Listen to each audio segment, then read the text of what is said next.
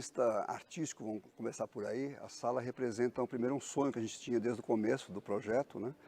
Que não é só uma questão de ter uma sala por conveniência, mas por necessidade artística. Eu acho que uma grande orquestra não consegue desenvolver um trabalho artístico de excelência se não tiver a sua própria sala. Essa sala foi desenhada para ser uma sala essencialmente sinfônica, uma sala para música sinfônica.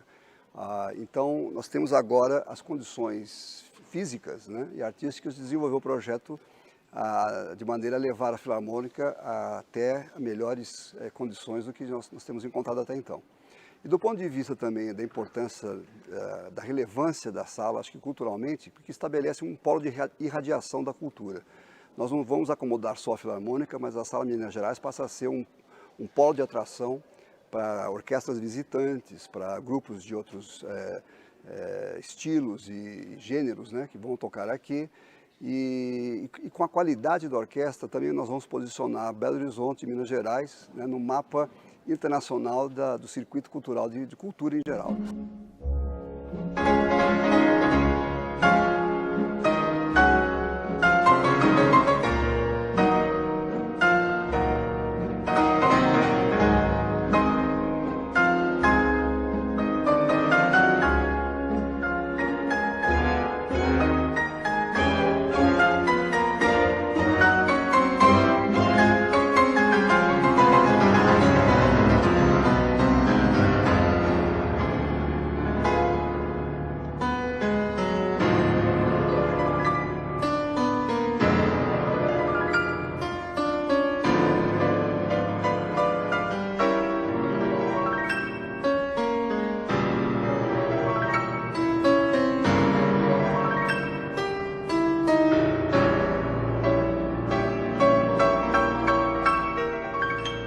A arquitetura da Sala Minas Gerais foi pensada para priorizar a excelência acústica. Fugindo à tradição, a estrutura do prédio foi elaborada a partir do projeto da sala, respeitando assim todas as necessidades e particularidades de uma orquestra.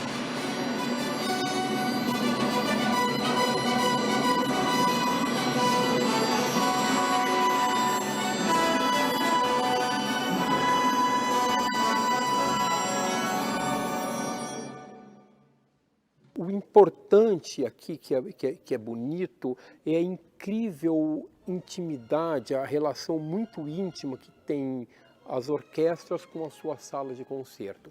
Esse é um detalhe muito sutil que acho que a maioria do público, a maioria das pessoas que não são especializadas na área, que não vivem a coisa da orquestra, não tem percepção da enorme importância que tem essa relação. Porque, de alguma maneira, o exercício da orquestra, o exercício profissional, o ofício da orquestra se passa dentro dessa sala. Então, se a resposta acústica da sala é mais viva, é mais presente, é mais distante, é mais alta ou mais baixa, ou seja lá a característica que ela for, ela de alguma forma ela faz parte da assinatura musical daquela orquestra. Esse é um desafio muito grande de projeto, porque de alguma maneira você projeta um prédio que parece com os outros prédios, porque tem concreto, porque tem aço, porque tem ar-condicionado e etc. Parece um teatro, porque tem poltronas, e as pessoas olham para uma região denominada palco, entre aspas, mas na verdade, lá no fundo, no final da tarde, é um instrumento musical, porque ele faz parte da musicalidade, da sonoridade da orquestra, ou seja, essa sala amplifica o som que é produzido pela orquestra.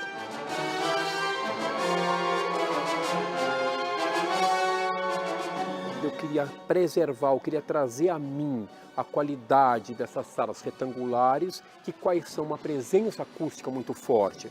O som, ao refletir nessas paredes laterais, atingem os seus ouvidos de uma forma equilibrada, de uma forma precisa, que é diferente do que uma forma em leque, a sala aberta, por exemplo, que dão a sensação de envolvimento do som?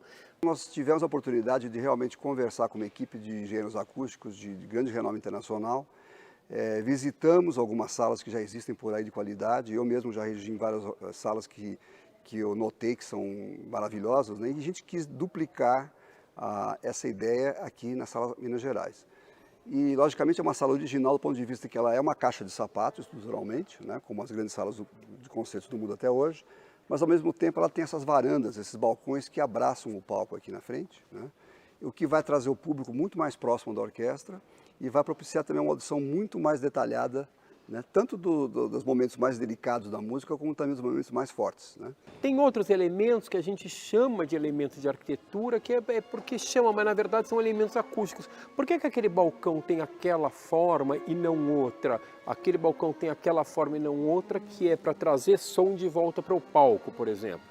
Então ele é arquitetura, porque eu coloco pessoas ali olhando para o palco, mas a forma que ele se desenvolve, aquela posição, aquela altura tem a ver com a questão acústica. Você vê nessas paredes, tem essa topografia, nós chamamos eles de elementos de difusão. A ideia basicamente é o som ao bater na parede, uma parte ele pega nas partes que não tem uma porção do som, bate nas partes da parede que não tem a topografia, e uma parte pega nessa topografia e desvia a sua orientação. Então isso ajuda o som de alguma maneira se equalizar.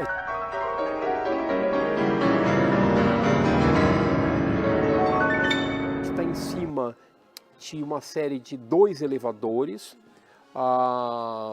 Eles são elevadores muito especiais, porque eles têm uma corrente, chama corrente mesmo, que ela é enrijecida. Ela corre na horizontal, tem uma cremalheira que faz ela subir. Então é uma peça que anda na horizontal e na vertical, são alguns garfos que tem aqui embaixo com essas correntes enrijecidas, e essa plataforma sobe ou desce. Para que serve essa plataforma poder subir ou descer? É uma questão de acomodação dos músicos e, vamos dizer assim, do layout dos músicos, como que eles se organizam em relação a essa ou aquela composição. Tem basicamente 2 formas de você mudar a sonoridade dessa sala. Uma é mudando o volume dela. Outra forma é mudando a quantidade de absorção acústica que tem nela, ou seja, a quantidade de elementos que absorvem som. Em algumas salas você consegue mudar volume e absorção. Aqui a gente adotou de ter um volume fixo, a sala tem sempre a mesma quantidade de ar, sempre o mesmo volume, e a gente muda a acústica da sala basicamente com 2 elementos, com essas cortinas, que elas podem subir ou descer. Então, quando elas descem, o que acontece? O som que bate nelas é absorvido e, vou dizer, não volta. O som que volta bastante atenuado. E essa grande peça aqui em cima, que a gente chama de difusor móvel, ele pode subir e descer, e modifica a forma como que o som é processado aqui. Como? É relativamente fácil de entender, quer dizer, você tornou uma superfície refletindo o som mais próximo ou mais distante dos instrumentos.